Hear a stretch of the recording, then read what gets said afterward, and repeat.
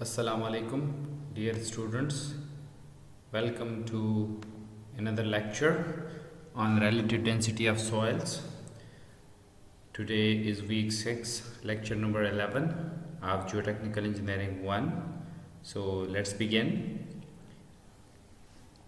Before understanding the relative density of the soil, we need to look into the soil density states. As we have been discussing in previous lectures, that soils are basically made up of irregular shaped particles arranged together. Because of this arrangement in this irregular shape, they have open spaces in between them. The ratio of the volume of those open spaces to the ratio of the volume of soil solids is known as void ratio. And we discussed previously that if the soil particles are not compacted, if they are in loose state, they have a lot of void space in between them. So the volume of voids will be larger in comparison to volume of soil solids. So the value of the void ratio will be higher. But we can compact the soils and bring the soil particles close to each other. In this way, the volume of soil solids will remain same, but the volume of voids will be less. So, as we know that void ratio is volume of voids divided by volume of soil solids. Because volume of voids is reduced over here, so the void ratio will reduce. So, a particular soil can be in loose state, or if we compact it, then it can be in dense state as well. And this is very important in case of the settlement problems in the building and in case of borrow and fill problems as well. You may have observed in number of locations when they are constructing the highways, the roads, they place the soil and then compact them with rollers to a higher compaction, so their density is higher. So the density is a very important property when it comes to the soil, when it comes to its behavior and settlement and shear strength. So that's why this topic is very important. Now, what are the issues related to the density? If the soil is in dense state and we apply heavy structural load on it, this load is going to bring the soil particles close to each other. Now, because in dense soil there is less space available between the particles, so the particles will not get further into a more compacted shape, and as a result there will be less amount of settlement, which is a good thing. Okay, when we construct the buildings, we want that when we compact the soils,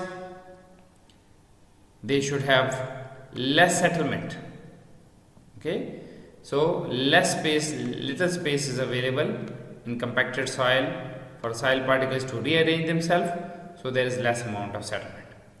But on the other hand, if your soil is loose, okay, then there is a lot of open spaces available in this soil, and when we apply the structural load on it, it can basically result in the settlement.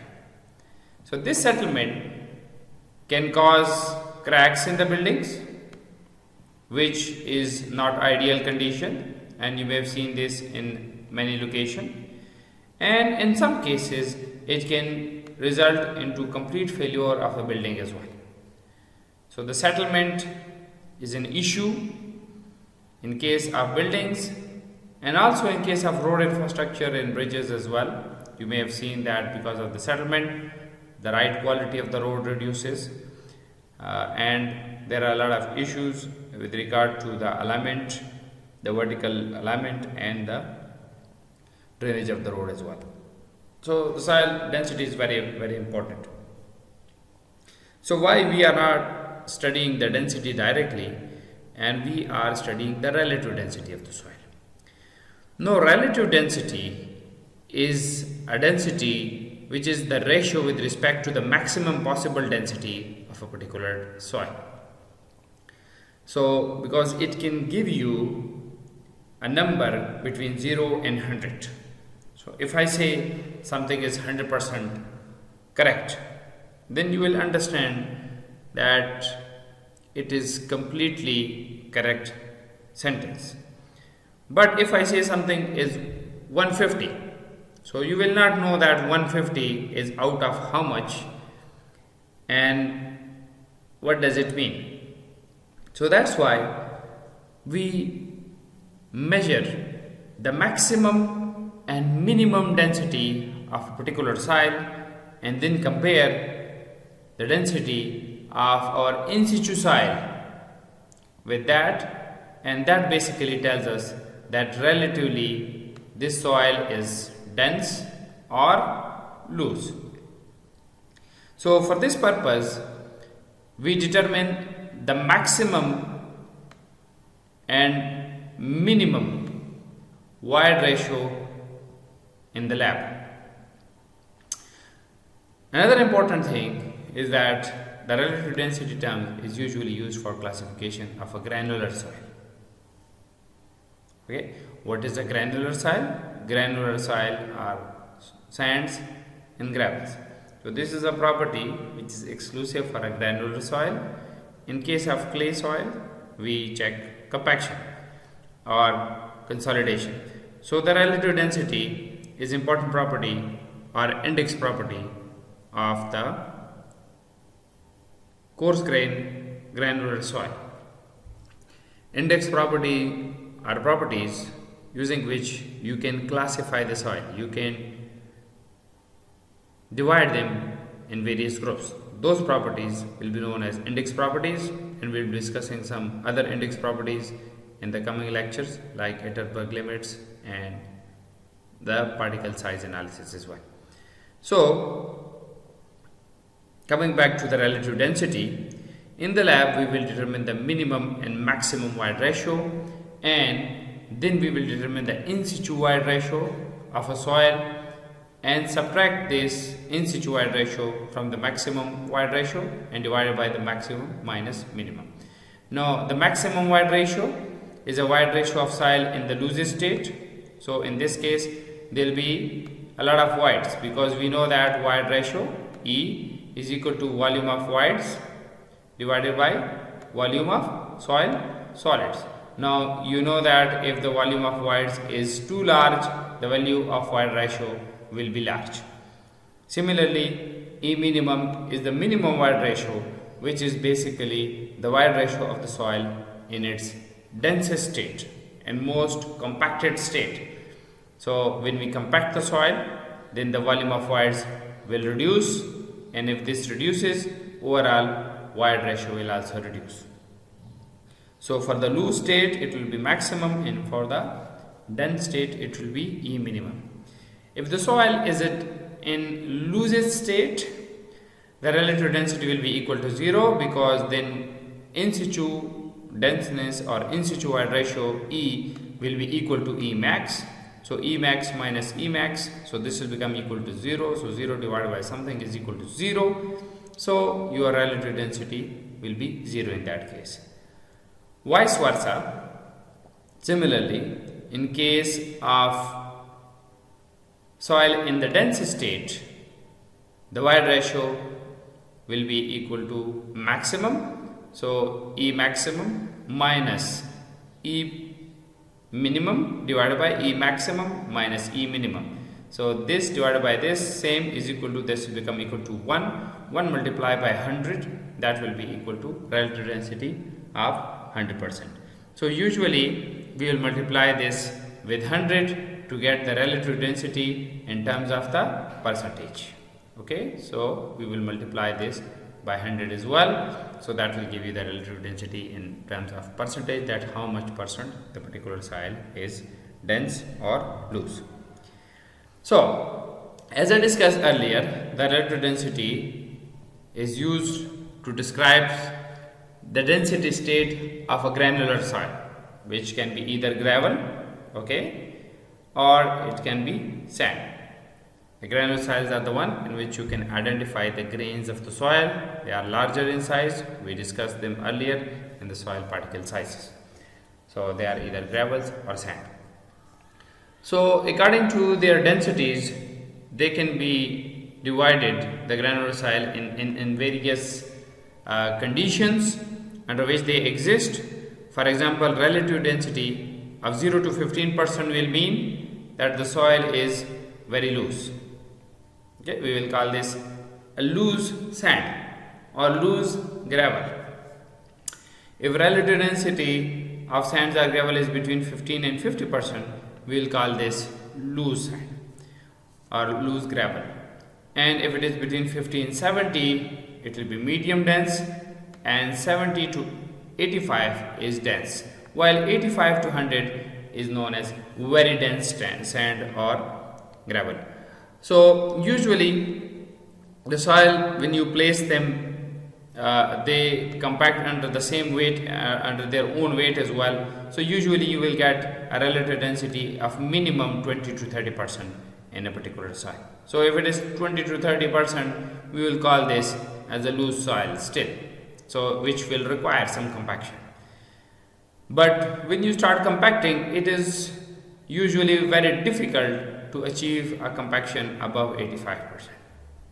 Alright, so usually if the soil is having up to 85% compaction, it is known as dense soil and is okay to construct on that. It is acceptable amount of density. But some soil having density of in the range of 20 to 30%, that will not be acceptable and you may require to compact them. So relative density will basically tell you that if your soil is loose or dense, or can you build on it, can you construct your road on it, or if you compact it, it will also tell you that if it is okay, you have achieved the desired amount of density or not to construct. So this is very important property with respect to soil compaction state. Now obviously in the lab it will be difficult for us to determine the maximum minimum void ratio to measure the volume of voids. So that's why we need to convert this equation, which I already discussed with you, in terms of some other relation which can be easily determined in the lab.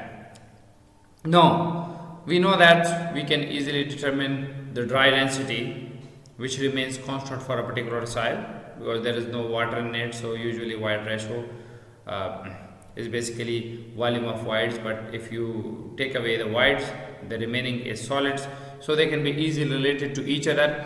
So we will determine it in terms of dry density. Now determining the correlation between the bulk unit weight and the void ratio in specific gravity, we already discussed that your bulk unit weight is equal to Gs plus S into E divided by 1 plus E into gamma W, while gamma T is the bulk unit weight or total unit weight, sometimes represented simply as gamma as well, is equal to specific gravity plus saturation ratio into void ratio into unit weight of water divided by 1 plus void ratio of the soil sample. Now in case of dry unit weight, the moisture content will be equal to 0, so the saturation ratio will be also equal to 0. There will be no water in the sample, so S into E, so this becomes both equal to 0. So and also over here, instead of the bulk unit weight, I will be writing dry unit weight because there is no moisture, so it will be equal to gamma D.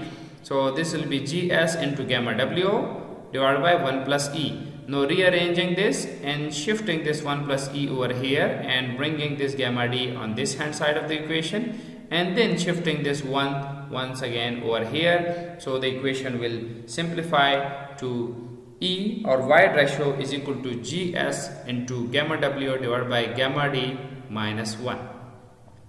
So we can replace the value of E with respective subscript as maximum or minimum into this equation.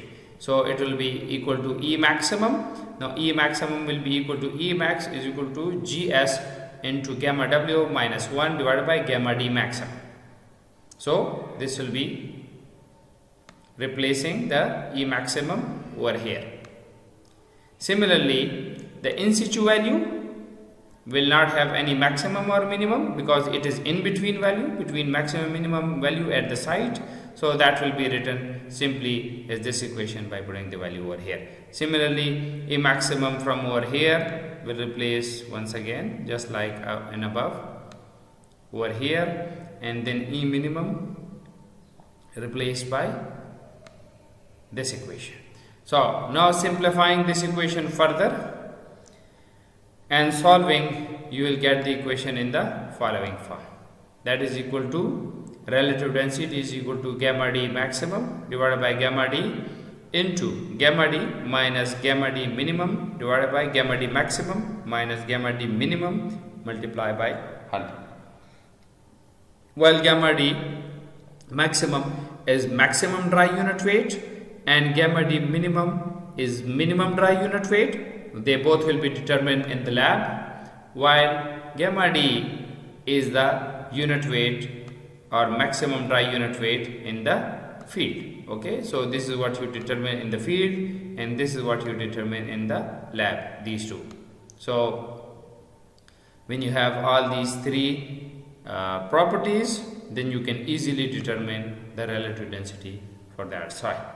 We can also write this equation in terms of densities as well.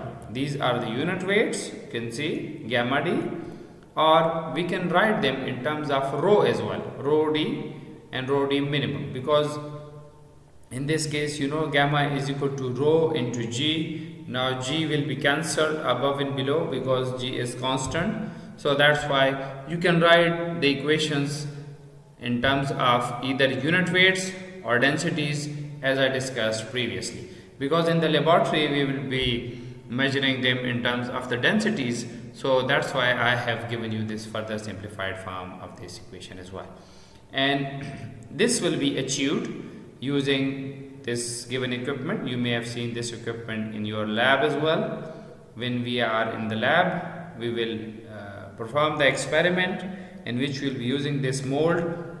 We will fill this with sand falling under its own weight, and that will be, and when we take the weight of this sand and divided by volume of this container, that will be the minimum density because we have just placed it and not compacted. Then we will place this weight and we will place this collar and place this weight inside and put this on this vibratory table and vibrate it at 60 to 70 Hertz, and it will compact it under this weight.